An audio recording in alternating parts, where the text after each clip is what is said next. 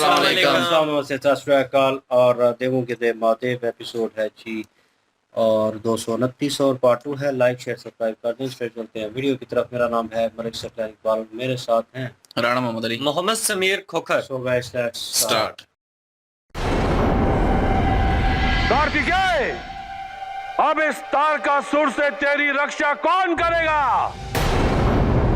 नारायण नारायण। देवर्षि, आप यहां? क्या आपको दिखाई नहीं दे रहा कि हम अत्यंत आवश्यक कार्य में व्यस्त हैं? ऐसा प्रतीत तो नहीं हो रहा, किंतु यदि आप कह रहे हैं तो मैं मान लेता हूं। वैसे मैं तो केवल आपको बधाई देने चला आया।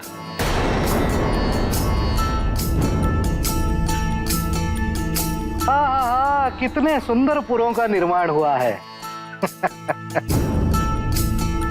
असुरराज, नारायण की कृपा से ब्रह्मांड में ऐसा कोई स्थान शेष नहीं जिसका भ्रमण मैंने न किया हो, किंतु इन 3 नए ग्रहों का भ्रमण करने का अपना ही आनंद होगा। धन्यवाद असुरराज, धन्यवाद। देवर्षि, इन तीनों ग्रहों का निर्माण हमने आपके भ्रमण हेतु नहीं करवाया है। इन लोकों पर आपका प्रवेश वर्जित है।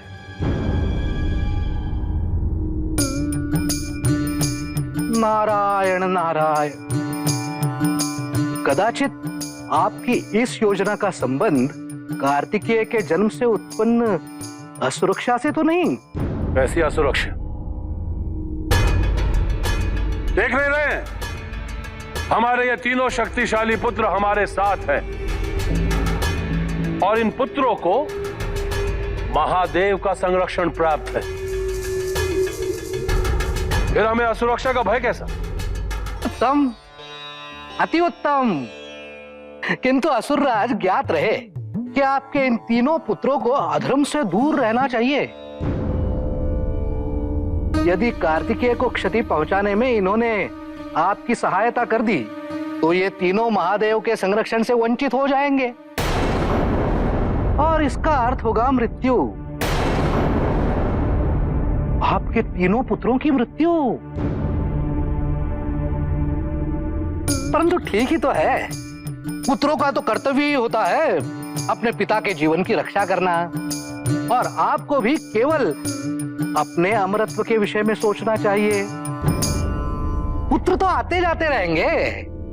नारायण।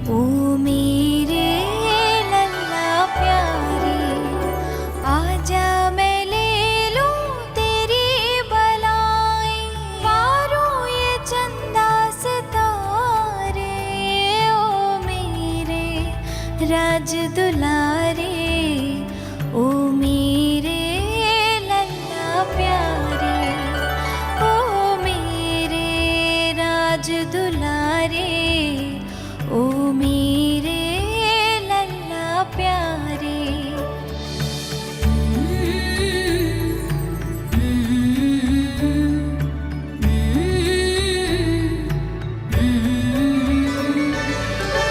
ममता का चल उड़ाओ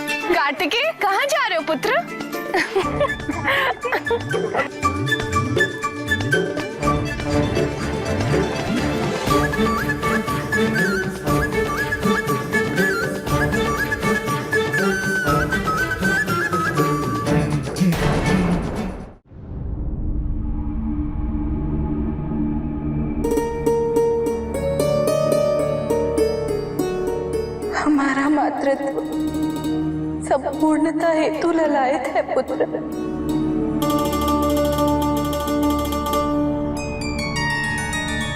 तुम कब हमारे समक्ष आकर हमारे वात्सल्य को तृप्त करोगे?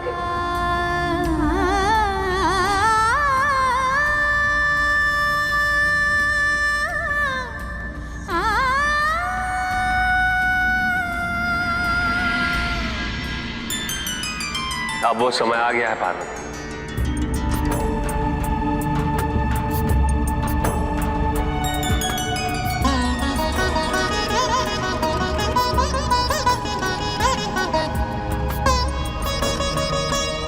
आप सत्य कह रहे हैं स्वामी, हम अपने कार्तिकेय को लेने जाएंगे। हाँ पार्वती,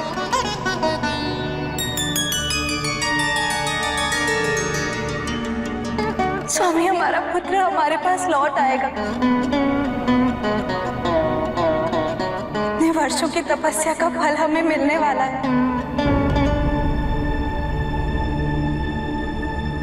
अब तक तो कितना बड़ा हो गया होगा वो।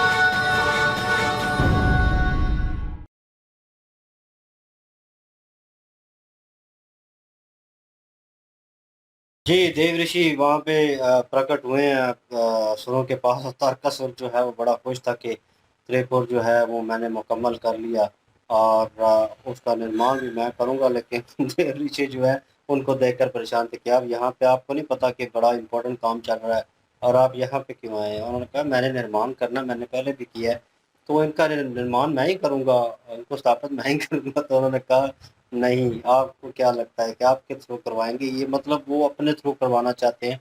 और उन्होंने कहा इसका मकसद कहीं ये तो नहीं कि आप जो है कार्तिक जो है उसको नुकसान पहुँचाना चाहते हैं और मतलब उसको अनसेफ करना चाहते हैं। तो वो कह रहे हैं नहीं, नहीं ऐसा कोई मकसद नहीं। अच्छा फिर ठीक है। तो निर्माण तो बड़ा अच्छा किया है, ये वो तारीफ़ भी कर रहे थे। लेकिन फिर उनके बेटों को देखा तो जब तारकासुर ने कहा कि मेरे 3-3 बेटे हैं और ये और वो, तो उन्होंने कहा कि अच्छा अब ये बेटों पे आ गया है हट के। तो देवरी जी जो है वो काफ़ी तेज़ है इन चीज़ों में और एक शक की जो है वो जड़ जो है वो डालनी थी उनके ज़हन में। तो वही उन्होंने किया। उन्होंने कहा कि अगर ये धर्म करेंगे तुम्हारा साथ देंगे इस कार्य में जो जो तुम करना चाह रहे हो शिव जी की संतान के खिलाफ, तो मेरे ख्याल में वो धर्म होगा। अगर अधर्म होगा तो उससे वंचित हो जाएंगे जो शिव जी ने इन्होंने वरदान दिया हुआ है इनको। तो इनकी मृत्यु तो फिर निश्चित है, ये तो गए, ये तो मरेंगे।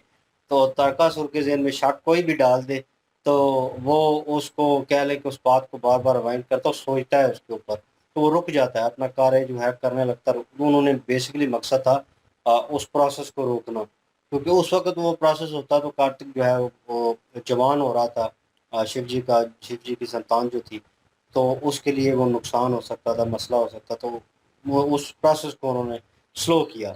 वहाँ पे पार्वती जी जो हैं वो अपनी ममता दिखा रही हैं उधर, वो जो उन्होंने एक मूर्ति जो है वो पुतला जो है वो तैयार किया है शिव जी की बज़म जो उन्होंने दी थी उसके साथ, और उन्होंने कहा था जो प्यार जो ममता इसको दिखाओगी वही सेम प्यार मोहब्बत तुम्हारा जो है और कार्तिक तुम्हारी जो संतान है उस तक पहुँचेगा। वहाँ पे कार्तिक जो है वो भी खेरा था, इधर पार्वती जी जो है अपनी प्यार मोहब्बत उनसे जता रही थी, और फिर एक अरसा गुजरा, वक्त गुजरा और आहिस्ता आहिस्ता वो स्टेप बाय स्टेप जो है जवान होता गया, और एट द एंड दिखाया भी गया कि हिरन और शेर जो है वो जो है जंगल का जो कानून है वो उस तरह शिकार हो रहा था, और उसके पीछे कार्तिक जो है वो भाग रहे थे बड़ी तेज़ी से, हाथ में पत्थर उठाए हुए, और एक जगह पे जाके रुके और उसको मारा, और शेर जो है मुड़ के उनकी तरफ आया और दौड़ता रहा काफ़ी देर। और सीन अच्छा था यहाँ तक कि जैसे उनको दिखाया गया, जिस रूप में दिखाया गया, और जो उनकी एंट्री थी वो बड़ी ज़बरदस्त थी। और पहले तो शेर काफ़ी दौड़ रहा था, लेकिन जैसे उन्होंने वो पीछे साया देखा शिव जी का, तो उसी वक़्त वो शांत हो गया और वहाँ से चला गया। और लेट्स सी, देखते हैं जी आगे सिचुएशन कैसी होती है। जी। बिल्कुल जी, ये बात सही है, लेकिन तारकासुर जो है उसके जो एक कह लें कि प्लान थे ना, उसको खबरदार करने के लिए देवऋषि नारद यहाँ पे बता रहे हैं, और उन्होंने कहा कि मैंने इतने खूबसूरत जो ग्रह हैं वो कभी पहले देखे नहीं है। मैं तो हर जगह पे जा सकता हूँ, मुझे तो किसी भी जगह पे आने-जाने की कोई ममानत नहीं है। तो ये जो आपने ग्रह बनाए हैं, मैं इनके ऊपर भी ज़रूर चाहूँगा। उन्होंने कहा नहीं-नहीं, ये आपके घूमने-फिरने के लिए नहीं बनाए। ये आप इनके ऊपर जा ही नहीं सकते, इनके ऊपर आपका जाना जो है वो मन है। उन्होंने कहा अच्छा चलें ठीक है जी, तो आपको डर किस बात का है? ये तो नहीं है कि आने वाले टाइम में जो कार्तिकेय कुमार हैं, उनसे आपको खतरा है और जिसकी वजह से आप ये सारा प्लान कर रहे हैं। तारकासुर कह रहा है नहीं-नहीं, मुझे किसी किस्म का कैसे खतरा हो सकता है? मेरे 3 पुत्र शक्तिशाली मेरे साथ हैं और तीनों को शिव जी का संरक्षक जो है उसका वरदान मिला हुआ है। तो इसलिए मुझे तो किसी किस्म का कोई भय नहीं है। उन्होंने कहा अच्छा चलें ठीक है, लेकिन एक बात का ध्यान रखना, ये तीनों जो शक्तिशाली पुत्र तुम्हारे साथ खड़े हैं, शिव जी का वरदान इनके साथ है, लेकिन शिव जी ने इनको एक और बात की हुई है कि कभी भी अगर किसी भी किस्म का कोई अधर्म किया, तो उससे जो उनका वरदान मिला हुआ है उससे वंचित हो जाएँगे, वो ख़त्म हो जाएगा। और अगर कार्तिकेय कुमार जो है उनको नुकसान पहुँचाने में इन्होंने तुम्हारी सहायता की, तो इनको जो वरदान मिला हुआ है वो ख़त्म तो होगा, लेकिन साथ ये है कि इनकी मृत्यु जो है वो निश्चित है। और कोई बात नहीं ख़ैर है, अगर इनकी मृत्यु होती भी है तो तुम्हें तो कोई फ़र्क नहीं पड़ना, पुत्र जो है वो तो आने-जाने वाली चीज़ है। तुम्हें तो बस अपनी ही पड़ी हुई है, अपने जो राज्य की और अपनी मृत्यु की, अपने आप को महफूज तुमने करना है, तुम्हें अपने पुत्रों का तो कोई एहसास ही नहीं है। ये बात कहकर देवऋषि नारद जो हैं वो चले गए हैं। अब यहाँ पे कार्तिकेय कुमार जो हैं जी वो बड़े हो चुके हैं, और एक शेर जो है वो हिरण का शिकार करने के लिए निकला है, तो कार्तिकेय कुमार जो है उन्होंने उस हिरण की जान को बचा लिया है शेर से। और शेर जब उनके ऊपर हमला करने के लिए वो तैयार हो ही रहा था कि इतनी देर तक शिव जी पीछे आके खड़े हो गए, और जब शेर ने शिव जी का दर्शन किया तो वो खामोशी से चला गया। कार्तिकेय कुमार जो है उनको किसी भी किस्म का उसने नुकसान नहीं पहुंचाया। बिल्कुल जी। और शुरू में जो है वो ये सारा कुछ इन्होंने बता दिया, और बाद में जो है वो उन्होंने परिक्रमा भी बना लिया और उनसे जो है वो लाड प्यार कर रही हैं और अपना दिल बहला रही हैं पार्वती जी। और उधर जो है वो कार्तिकेय जो है वो बड़े होते जा रहे हैं। पहले एक स्टेप उन्होंने बताया बड़े हुए, और उसके बाद जो है वो काफ़ी बड़े हो गए, और उन्होंने शेर से जो है वो उसको रोका, और जो हिरन का शिकार करने लगा था। लेकिन शेर जब वापस आया तो उसने जो है वो शिव जी को पीछे देखा तो चुप करके जो है वहाँ से चला गया। और इधर जो है खुशखबरी सुना दी गई है कि अब वक़्त आ गया है कि कार्तिकेय को जो है कैलाश पे लाया जाए। पार्वती जी जो है वो खुश हो चुकी हैं और सारे खुश हो चुके हैं कि अब जो है वो वक़्त आ गया है। वो जो वेट किया जा रहा था वो उसका फल मिलने वाला है और अभी कार्तिकेय को लेने जा रहे हैं। अभी देखते हैं जी वो क्या लेके आते हैं और जो कृतिकाएं हैं वो क्या रिएक्ट करती हैं इस चीज़ पे। बिल्कुल, ये नेक्स्ट पार्ट पे चलते हैं। लाइक शेयर सब्सक्राइब कर दीजिएगा। चलो मिलते हैं नेक्स्ट वीडियो में। अपना ख्याल रखिएगा, दुआ में याद रखिएगा। तब तक के लिए अल्लाह हाफिज, पीस।